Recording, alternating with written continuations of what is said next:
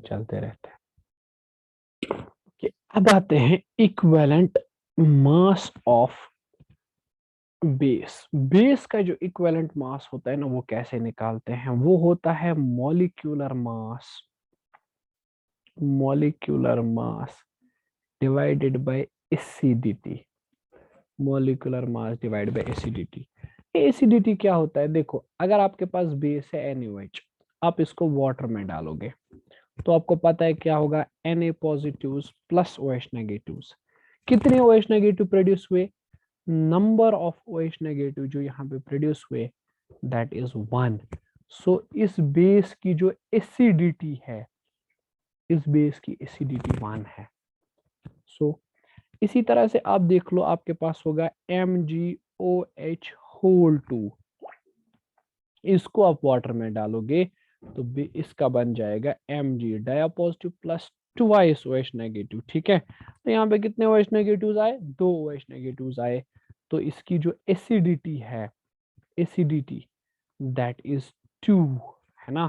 तो अगर आपको इक्विवेलेंट मास निकालना है, जैसे मैं बोलूं बेटा equivalent mass of NaOH sodium hydroxide, तो आप बोलोगे सर सोडियम हाइड्रोक्साइड का मॉलिक्यूलर मास, मॉलिक्यूलर मास कितना? सोडियम का 23.5, ऑक्सीजन का 16, हाइड्रोजन का 1 डिवाइड बाय इसकी बेस 1, दैट इज, आप देखो कितना आएगा। ठीक है, अगर मैं बोलूं बेटा मुझे इक्विवेलेंट मास चाहिए मैग्नीशियम हाइड्रोक्साइड का, तो आप बोलिए ठीक है सर, आप लिख लीजिए मॉलिक्यूलर मास कितना है, डिवाइड बाय कीजिए इसकी एसिडिटी कितनी है, दैट इज 2, है ना। तो यहां से पता चल जाएगा आपको कि किसी भी बेस का, ठीक है, इस बेस का इक्विवेलेंट मास कितना है। ठीक है, तो बेस का इक्विवेलेंट मास निकालना बहुत आसान है। ठीक, कैसे करना है? सिर्फ देखना है मॉलिक्यूलर मास कितना है और डिवाइड करो उसके बाद कि इसका जो एसिडिटी है वो एसिडिटी क्या है इसकी। ठीक, सो एसिडिटी क्या होता है? Acidity is simply number of replaceable OH negatives, number of replaceable OH negatives. ठीक है ना, कि किसी बेस में से कितने OH नेगेटिव्स बाहर निकल सकते हैं, that is called as basicity, acidity sorry. ठीक है, अब ये हो गया, बेस भी हो गया, एसिड भी हो गया। ओके, अब आते हैं हम लोग सॉल्ट पे। देखो इक्विवेलेंट मास ऑफ सॉल्ट कैसे निकालते हैं? Equivalent mass of salt, equivalent mass of salt is again molecular mass, salt का मॉलिक्यूलर मास कितना है डिवाइडेड बाय, देखो सॉल्ट का मॉलिक्यूलर मास लिख लिया, डिवाइड बाय करना है टोटल पॉजिटिव चार्ज, यानी टोटल पॉजिटिव चार्ज कितना है सॉल्ट पे, खाली पॉजिटिव, और टोटल नेगेटिव, या खाली देखना है टोटल नेगेटिव चार्ज कितना है। या तो देख लो टोटल पॉजिटिव चार्ज कितना है, या देख लो टोटल नेगेटिव चार्ज कितना है। जैसे मैं एग्जांपल दूं NaCl की, NaCl जब ब्रेक होता है तो क्या बनता है? Na पॉजिटिव और Cl नेगेटिव, तो टोटल चार्ज कितना है? पॉजिटिव 1, टोटल नेगेटिव कितना है?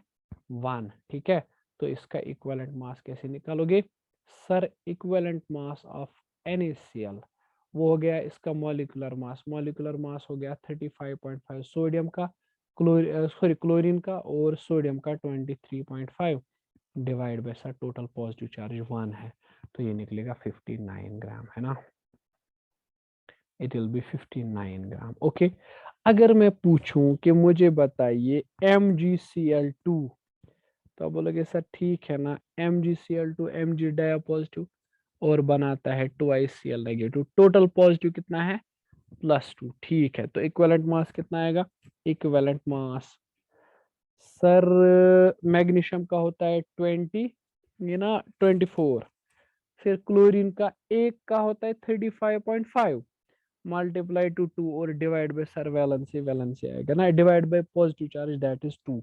तो यहाँ से पता चलेगा कितना इक्विवेलेंट मास है किसका? सॉल्ट का। तो सॉल्ट का इक्विवेलेंट मास निकालना बाएं हाथ का खेल है, बस देखो मॉलिक्यूलर मास कितना है, डिवाइड करो टोटल पॉजिटिव और टोटल नेगेटिव चार्ज से। ओके, अब आते हैं equivalent mass of ion, equivalent mass of ion, ये भी इजी है। इक्विवेलेंट मास ऑफ आयन मतलब मॉलिक्यूलर मास कितना है, मॉलिक्यूलर मास कितना है? डिवाइडेड बाय चार्ज कितना है, ठीक है, डिवाइडेड बाय चार्ज कितना है, ठीक। इस तरह से आप आराम से कैलकुलेट कर सकते हो, ठीक है, आयरन का मॉलिक्यूलर इक्विवेलेंट मास, ठीक। अच्छा देखो बेटा, टॉपिक क्या था हमारा, हमारा टॉपिक था नॉर्मेलिटी। मैंने आपको बोला कि बेटा नॉर्मेलिटी मतलब go number of gram equivalents, number of gram equivalents of salt, salt का जो ग्राम इक्विवेलेंट होता है, डिवाइड करना है हमें वॉल्यूम ऑफ सॉल्यूशन से, ठीक है। अब ये जो नंबर ऑफ ग्राम इक्विवेलेंट्स होता है ना, देखो कैसे करेंगे। नंबर ऑफ ग्राम इक्विवेलेंट्स वो होता है बराबर, that is always given by, number of gram equivalents is simply given by given weight, given mass कितना है, given mass कितना है, divided by equivalent mass कितना है, equivalent mass कितना है ना, यानी given mass कितना है डिवाइड बाय equivalent mass कितना है, ठीक है। सो नॉर्मेलिटी किसके बराबर आएगा, number of gram equivalents, number of gram equivalents क्या हो गया W बाई E है ना, ओके। और वॉल्यूम है ना, उसको लिखेंगे ऐसे, volume of the solution in litres, अगर मिलीलीटर्स में हुआ तो W by E into 1000 divided by V in millilitres. I hope you got the expression, ठीक है। अब ये क्लियर हो जाएगा एक एग्जाम्पल से, सिंपल सी एग्जाम्पल है, अच्छे से समझना, मैं एग्जाम्पल दे रहा हूं। क्वेश्चन ने ऐसे पूछा, क्वेश्चन ने पूछा find normality of normality of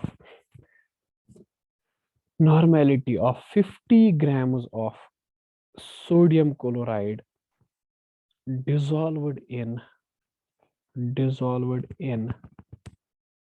500 ml of water, 500 ml of water।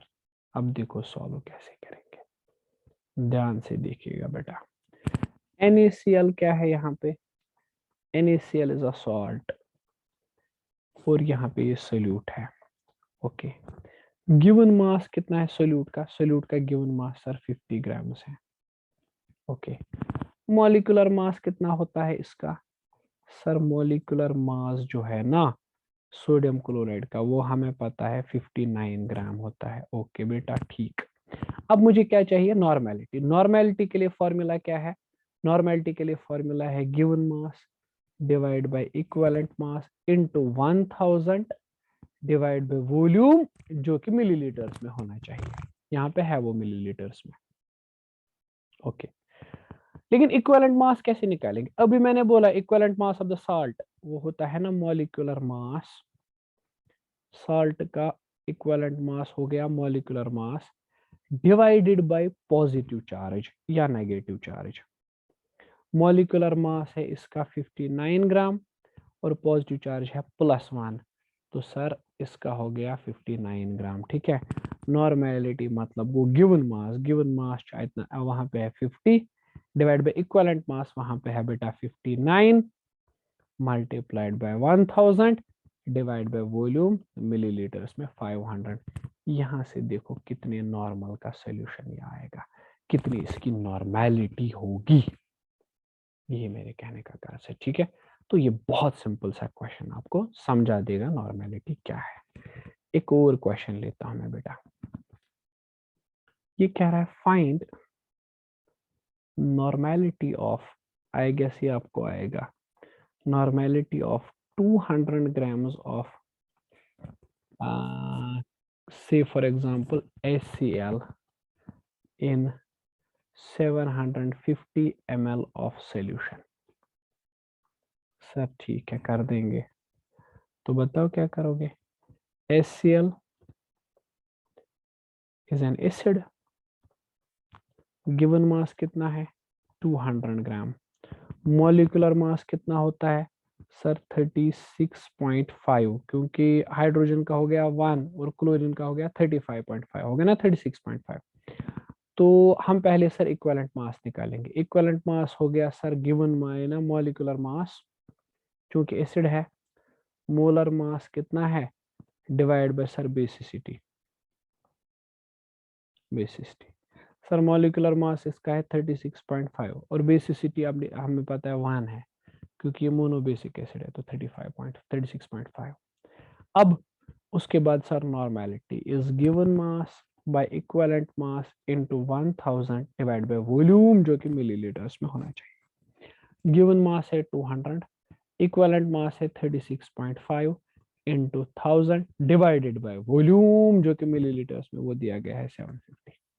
यहां से हमें पता चलेगा कितनी इसकी नॉर्मेलिटी है इस सॉल्यूशन की। सिंपल सा सवाल, कोई कंफ्यूजन नहीं, कोई खास बात नहीं। तो ये हो गया बेटा नॉर्मेलिटी। चलिए बेटा कंसंट्रेशन टर्म्स कंप्लीट हो जाती हैं यहाँ पे। अब एक छोटा सा टॉपिक है जो आपको दिमाग में रखना है, that is molecular mass and empirical molecular sorry not mass, molecular formula and empirical formula। molecular formula and empirical formula। देखो बेटा 5 मिनट के अंदर इसको खत्म करते हैं, सिंपल सा लॉजिक है, याद रखना। मैं समझाता हूँ। मॉलिक्यूलर मास अगर आप देखेंगे, मॉलिक्यूलर मास या molecular formula, sorry, it is simply the formula derived from the molecules. It is formula derived from molecules. एक ऐसा फॉर्मूला जिसको आप मॉलिक्यूल से डिराइव करते हो, ठीक है। और इसमें क्या होता है, इसमें होती है इंफॉर्मेशन। इसमें होती है इंफॉर्मेशन किसके बारे में, number of atoms present in molecule और कंपाउंड, कि कंपाउंड में कितने एटम्स टोटल में प्रेजेंट है। कंपाउंड जिन जिन एटम्स का बना है उन उन वो एटम्स कितने हैं, कौन एटम कितना प्रेजेंट है, ठीक है। ये बड़ा इंपॉर्टेंट है।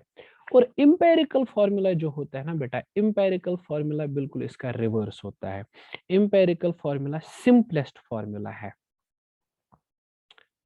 It is the formula, it is the formula derived from ratio, derived from ratio of atoms।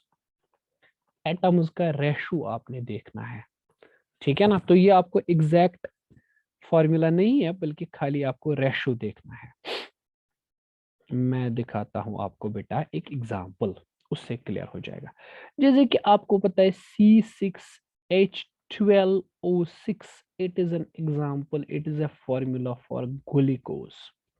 ये ग्लूकोज की मॉलिक्यूलर फॉर्मूला है, मॉलिक्यूलर फॉर्मूला है। लेकिन अगर आप रेशो निकालेंगे, कार्बन के कितने एटम्स 6, हाइड्रोजन के कितने एटम्स 12, ऑक्सीजन के कितने एटम्स 6, तो चलिए कीजिए कैंसिलेशन, बताइए मुझे 6 1 R 6, 6 2 R 12, 6 1 R फिर से 6, तो सर C1H2O1 यानी CH2O। बेटा ये फॉर्मूला रिप्रेजेंट करता है रेशूज को, so it is empirical formula. Ratio नहीं है, ये इंपेरिकल है, ठीक है। आपने किससे डिवाइड किया, 6 से ना। अगर आप इंपेरिकल फॉर्मूला को वापस 6 से मल्टीप्लाई करेंगे तो वो क्या बन जाएगा, वो मॉलिक्यूलर फॉर्मूला बन जाएगा फिर से। सिंपल, ठीक है, सिंपल, कोई खास बात नहीं है इसमें। देखो देखो मैं समझाता हूँ, ठीक है ना। ये बहुत सिंपल है। देखो निकालते कैसे हैं इसको, देखो निकालने का भी एक अजीब तरीका है। सपोज मैं बोल रहा हूं क्वेश्चन ऐसे, मैंने बोल दिया आपसे कि बेटा empirical formula of boron hydride. Question देखना अच्छे से, ऐसे आपको क्वेश्चन आता है, empirical formula of boron hydride is BH3। Boron hydride का इंपेरिकल फॉर्मूला है BH3। मैंने कहा कैलकुलेट कर लो कैलकुलेट कर लो मॉलिक्यूलर फार्मूला। चलो कैलकुलेट करो मॉलिक्यूलर फार्मूला। मॉलिक्यूलर फार्मूला बताओ। इंपेरिकल फार्मूला मैं बोल रहा हूँ, मॉलिक्यूलर फार्मूला बोलो। आप बोलोगे सर ठीक है बता देंगे, क्या काम है, ये तो सिंपल सा है। करेंगे कैसे, देखो बेटा, पहले मुझे बोलो आपके पास BH3 है ना, ये इंपेरिकल फार्मूला है। क्वेश्चन ने तो वहीं से बोला है कि ये इंपेरिकल है। ओके सर ये इंपेरिकल है। जरा मुझे इसका इंपेरिकल फार्मूला का मास बोलो, इंपेरिकल मास मुझे बोलो कितना है। यहाँ पे बोरॉन का सर होता है, बोरॉन का होता है सर, सिंपल तो है, बोरॉन का होता है 10, अगर मैं एग्जैक्ट बोलूं तो 10.81। और 3 हाइड्रोजन है सर, 3 हाइड्रोजन का होगा 3 × 1, तो सर यहाँ से निकलेगा फॉर्मूला 13.81 निकलेगा सर मास, इंपेरिकल फॉर्मूला के हिसाब से। और मॉलिक्यूलर फॉर्मूला के हिसाब से क्या होता है, molecular mass of boron hydride. अब आप बोलोगे सर हमें कहाँ पता है, आप ही बताइए। कोई मसला नहीं बेटा, मैंने एक क्वेश्चन आधा ही लिखा, इसमें दिया गया है मॉलिक्यूलर मास, इसमें मॉलिक्यूलर मास दिया गया है 27.66, सॉरी मैंने आधा ही लिखा था। तो मॉलिक्यूलर मास कितना है 27.66 ग्राम। देखो अब अच्छे से, अब दिमाग मेरी तरफ देखो, करना क्या है, अब आपने देखना है। अब आप क्या करोगे, अब देखो, अभी अभी हमने पढ़ा, अभी अभी अभी बस बस अभी कुछ मिनट पहले मैंने बोला इंपेरिकल फॉर्मूला को जब आप मल्टीप्लाई करोगे उस नंबर से जिसका रेशो आपने लिया था, जब आपने रेशो निकाला था, मतलब n से सपोज, तो वहां पर आ जाएगा मॉलिक्यूलर फार्मूला। अभी पढ़ा ना, ग्लूकोज के केस में ये 6 था, ये n, मतलब एम्पेरिकल फार्मूला को जब मल्टीप्लाई करते हैं ना किसी नंबर से तो हमें मॉलिक्यूलर फार्मूला निकालते हैं। अब ये n कैसे निकलेगा, देखो n कैसे निकालना है, मेरी तरफ दिमाग, n निकालना है ऐसे, मॉलिक्यूलर मास देख लो कितना है, डिवाइडेड बाय एम्पेरिकल मास। आई बात समझ, मॉलिक्यूलर मास को डिवाइड करो एम्पेरिकल मास से, मॉलिक्यूलर मास कितना 27.66, मॉलिक्यूलर मास कितना 13.81, तो यहां से देखो, यहां से आपको 2 मिलेगा।